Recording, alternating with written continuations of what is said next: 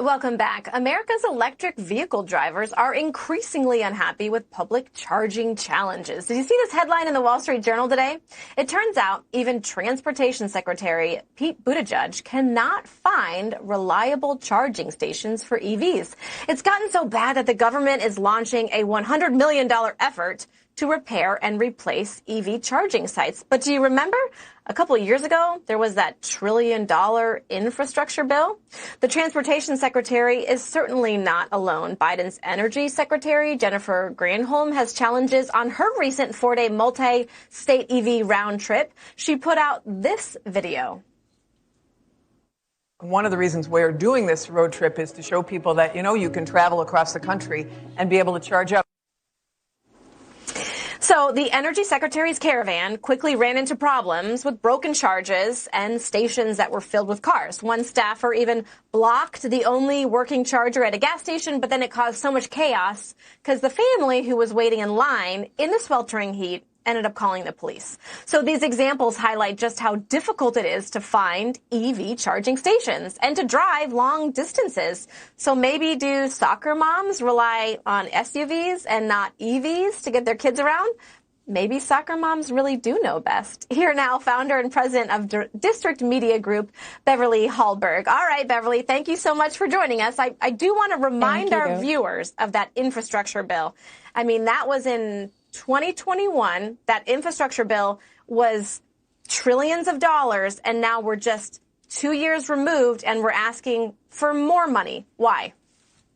And that is because when government tries to solve what they see as a potential problem, climate change, they aren't the best ones to solve it. When you look at a company like Tesla that has innovated in this EV world, they have amazing charging stations. There's a reason why even the government has asked to provide some subsidies to Tesla so that they can open up their charging stations to non-Tesla vehicles. And that is because when you allow the free market to innovate so that they can produce products that customers want, customers buy them. So the big mistake the government is making is thinking that the government has the answer to this problem. What that ends up looking like is vehicles that cost far too much for the average American to afford, not enough charging stations that don't work. And this whole time they're saying you have to foot the bill as a taxpayer. No pun intended. They're putting the cart before the horse on this one. Yes. And listen, I myself own an electric vehicle. I do not use charging stations because of some of the issues that have been mentioned. But there's only 3 million of us on the road. There are 3 million people who have electric vehicles. And then you have here, if I'm not mistaken, the EPA wants to rule out gas. Is that true? Or at least they want to phase out gas in the next 10 years. Is that right? So can you do the math for me on that one?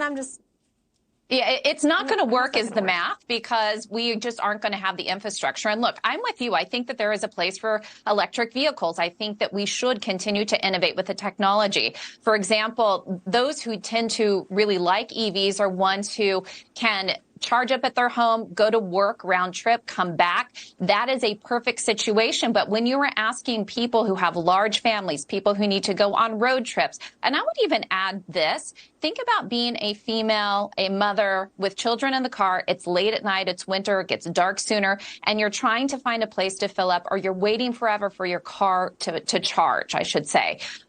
Think about the safety concerns of this as well. So there's so much wrapped in it. And this is when government gets ahead of the free market that tends to find the best solutions to the problem. Government's trying to throw money at it, but the infrastructure just isn't there. Yeah. And like you said, if they do want to make a shift, it has to be in the free market. It has to take time. Beverly, I'm grateful for your time, asking for more money after we have given lots of money. So we'll see what the pushback is this time. Beverly, thank you so much for joining us tonight. More taxpayer money. Yep. Thanks so much.